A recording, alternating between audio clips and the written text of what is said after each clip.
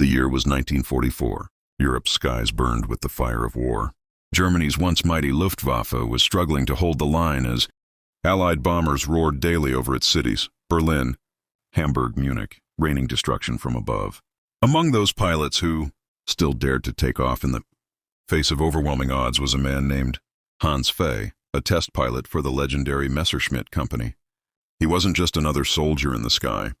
He was about to become the man who would, by accident or fate, hand over Germany's most secret weapon to its greatest enemy and change the future of air warfare forever.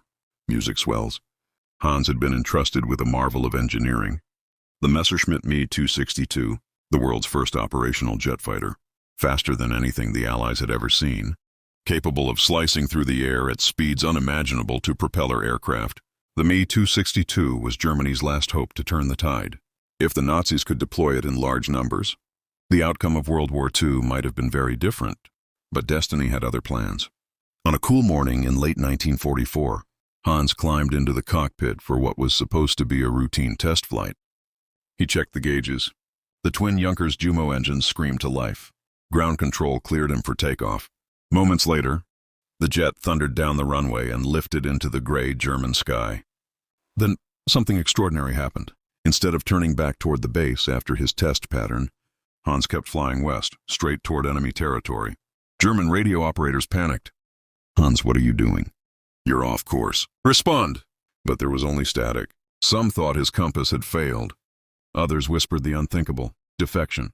As the Me 262 streaked across the clouds, no one on the ground could have imagined that this single flight would deliver Nazi Germany's greatest secret directly into American hands. And within days, the Allies would uncover technology so advanced, it would shape the jet age itself. Music pauses. A beat of silence. It all began with one man, one choice, and one plane. Hans Fay's flight. The flight that changed history. To understand why Hans Fay made that fateful decision, we must go back a few months earlier, to a time when the war had turned against Germany. By mid-1944, the Allies had landed in Normandy. Soviet forces were pushing from the east. Inside Germany, fear and hopelessness had begun to creep into the hearts of even the most loyal soldiers. Hans Fay was no Nazi fanatic. He was an engineer at heart, a man fascinated by machines, not ideologies. He had joined the Luftwaffe because he loved flying, not because he loved Hitler. But now he saw the truth. German leaders were lying to their own people. Cities were burning, fuel was running out, and thousands of young pilots were dying for nothing. Then came the final straw, an order that chilled him to the bone. Hans was told that once the Me 262 production was complete, every pilot would be sent to the front to fly suicide missions against Allied bombers. It wasn't just war anymore. It was madness. That night, Hans sat alone beside his aircraft. He touched the smooth silver body of the Me 262, the machine he had tested, perfected, and loved. And in that silent hangar, he made a decision. He would not die for Hitler's dream. He would fly to freedom and take the jet with him. Early dawn, a thin mist covered the runway. Hans climbed into the cockpit. His hands trembled, not with fear, but with the weight of history. He radioed the tower, calm as ever. "Test Flight 13, requesting clearance for takeoff." The officer approved. No one suspected a thing. As the engine screamed and the jet leapt forward, Hans felt the ground blur beneath him. He was airborne. Once he reached 6,000 feet, he turned, slowly, deliberately, westward, toward the enemy lines. Alarms began to sound at the base. "Fay has gone rogue. Stop him!" But there was no stopping him now.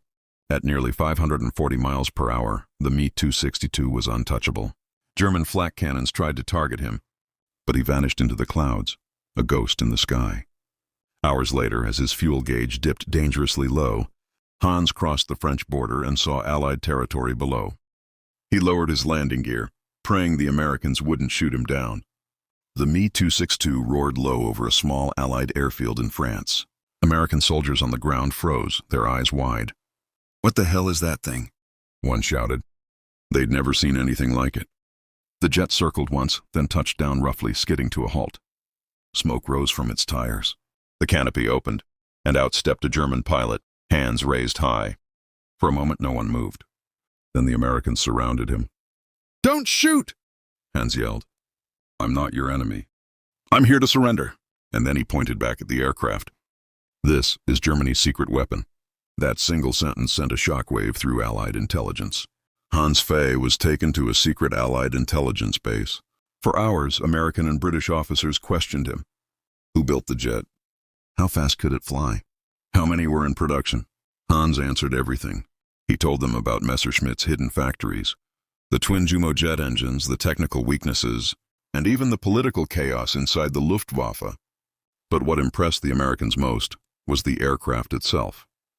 They'd heard rumors of a German jet plane, but none believed it truly existed. Now it was standing before them, gleaming silver under the French sun, the world's first jet fighter. Within days, news of the captured Me-262 reached Washington, D.C. Military experts, engineers, and generals couldn't believe it. They studied every inch of the aircraft. Its swept wings, its aerodynamic shape, its powerful twin jet engines, everything about it was decades ahead of its time. America's best minds, and from Lockheed, Boeing, and North American Aviation men were called in. They pored over the jet, took notes, made sketches. It was as if they were looking into the future. The Me-262 would become the blueprint for America's own jet fighters, the F-86, Sabre, and later, the F-15 Eagle, machines that would dominate the skies for generations. Hans Fay, without meaning to, had just given America the keys to the jet age. When word reached Germany that a Me-262 had defected, chaos erupted. The Gestapo arrested engineers, interrogated mechanics, and executed 2 officers on suspicion of treason. Hitler himself was furious. How could this happen? Who let him escape? He roared. To him, Hans Fay wasn't just a traitor. He was a man who had humiliated the Reich. Orders were issued. If Fay was ever captured, he was to be shot on sight. But Hans was now safe under American protection, and the Germans could do nothing but watch as their greatest technological secret was dissected by the enemy.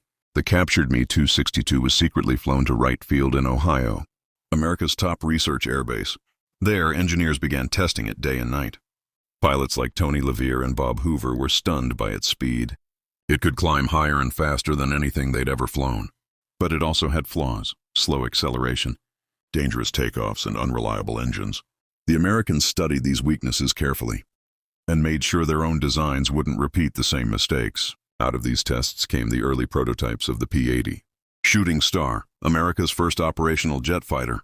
The Me-262, once meant to destroy Allied bombers, had now become the teacher that helped America master the skies. By 1945, as the war neared its end, the Allies ruled the air. German jets appeared occasionally, but too few, too late. Hans Fay watched from afar as the country he once served crumbled into ruins. He often wondered, had he done the right thing? But history answered that question for him.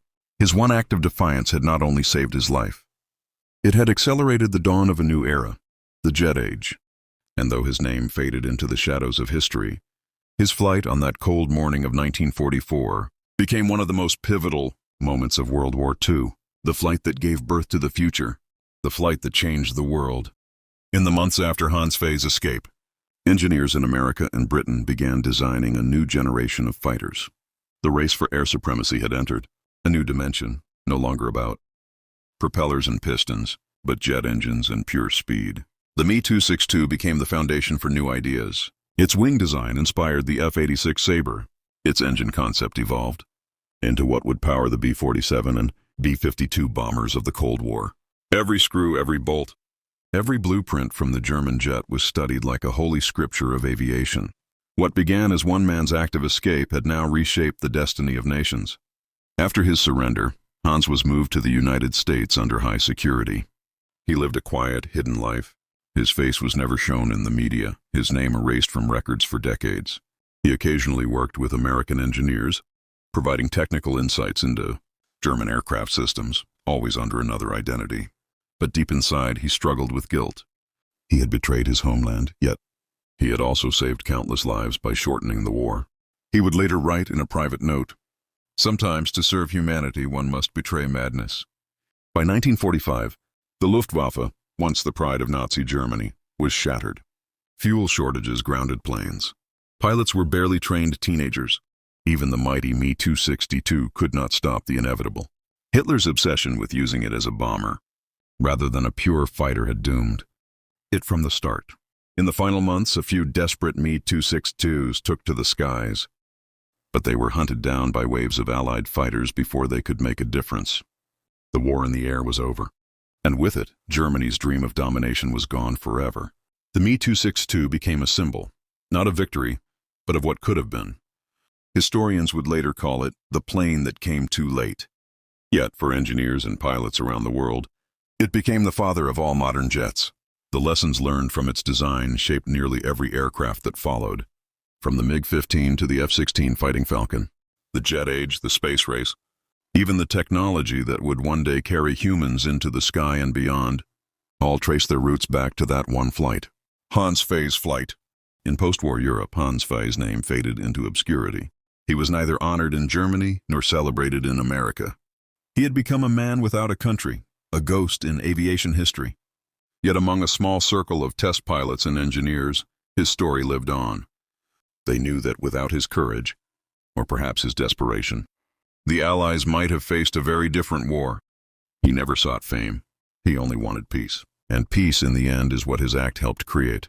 Looking back, that single morning in 1944 stands as one of the most defining moments in military history. One man, one decision, one flight. The Me-262's roar across the sky marked the end of one era and the birth of another, an era where human imagination and technology would fuse to conquer the heavens. Hans Fay didn't just escape Germany. He escaped the darkness of war and unknowingly lit the path to the future. The world remembers great generals, leaders, and battles. But sometimes history turns not on armies, but on a single man's courage to fly toward the unknown. If this story moved you, if you believe one choice can change the world, then remember Hans Fay, the man who gave the jet age to humanity. This was the German pilot who accidentally gave America his secret fighter and changed the war. Pause. Tone softens. Don't forget to like, share, and subscribe for more true cinematic stories from World War II that shaped our future.